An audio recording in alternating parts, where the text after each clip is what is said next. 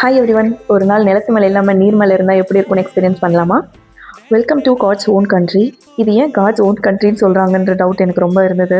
But அமைதியான இடத்துல தான் கடவுள் இருப்பாருன்றது உண்மை. இந்த இடத்துல நான் பார்த்ததுக்கப்புறம் such a soul satisfying trip. யாருக்காவது நேச்சர் ரொம்ப பிடிக்கும் அப்படின்னா டெஃபினட்டாக ஆலப்பி போட் ஹவுஸை ட்ரை பண்ணலாம்.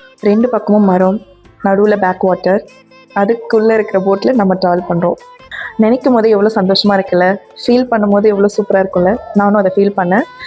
மனசுக்கு சந்தோஷம் கொடுக்குற எந்த ஒரு விஷயமே எக்ஸ்பென்சிவ் இல்லைன்னு எனக்கு இங்கே புரிஞ்சுது. லைக் வாட்டர், சுத்தமான காற்று. அன்றைக்கி நாங்கள் போயிருந்தப்போ மழையும் பெஞ்சுது.